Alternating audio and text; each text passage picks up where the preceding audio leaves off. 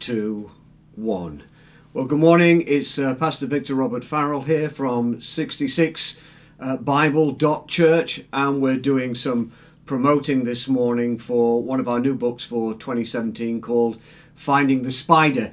And you can actually go to www.findingthespider.com to actually pre-order that book. Now, just the other week, somebody said to me, Robert, do you really believe in giants? I said to them, do you think I look like Daffy Duck? Do I really believe in giants? You'll be asking me next if I really believe in talking donkeys. You'll be asking me next if I really believe that water can be changed into wine. You'll be asking me next if I really believe that an angelic snatch squad was sent to take Peter out of the prison that he was in. You'll be asking me next if I really believe that a man can walk on water. You'll be asking, and so it goes on. You get my point? You see, with the Bible, the 66 books of the Bible, we need to be released, totally released from our in-the-box thinking. We need to have out-of-the-box thinking. But I want to say this, we need more than out-of-the-box thinking. We need some out-of-our-mind thinking. We need the kind of thinking that will actually get beyond intellectual respectability and reasonableness into the actual land of the Bible and the land of faith.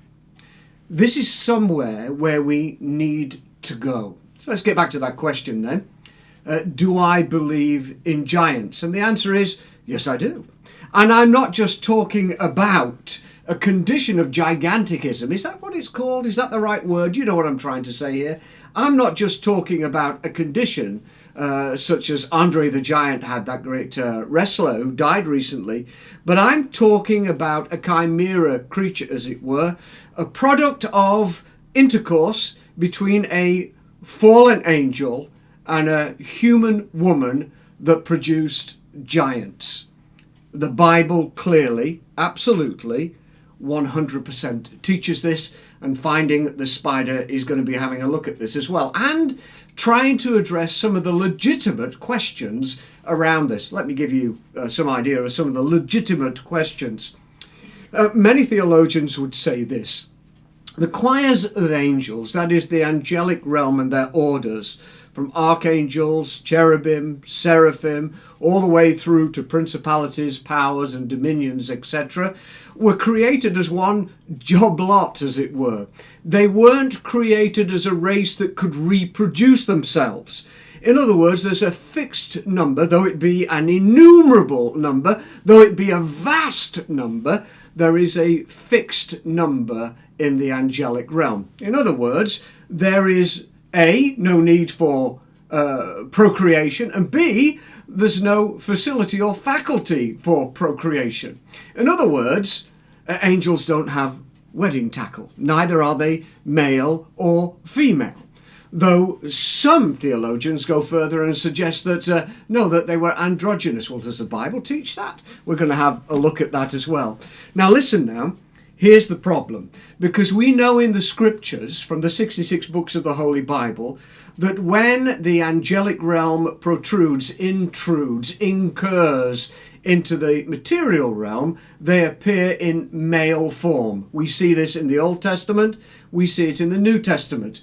There is no female angels made manifest, despite some of our charismatic people that have been around the last few years talking about female angels. The Bible portrays none of them whatsoever. Whenever angels appear in corporeal form, they are male, intrinsically so, outwardly so.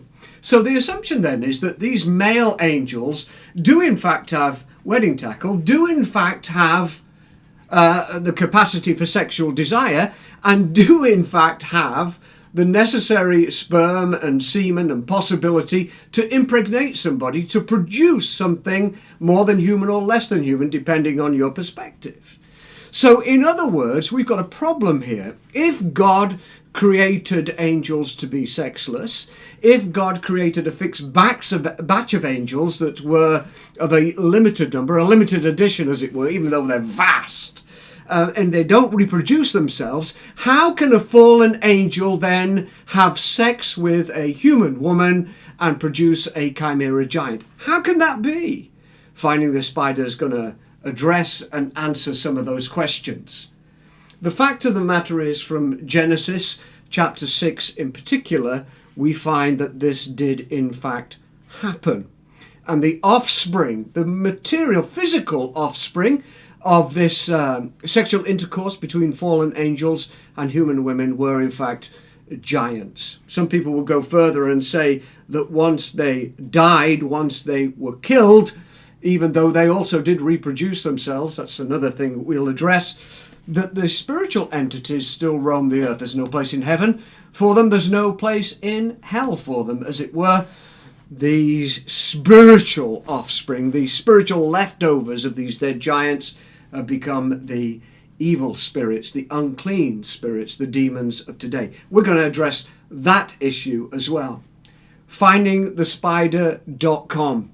This is a unified biblical conspiracy theory. Out of the multitude that is out there at the moment, I'm going to bring the scriptures to bear on all of them and give us a framework to understand some of the nonsense and unbiblical rubbish that there is around today.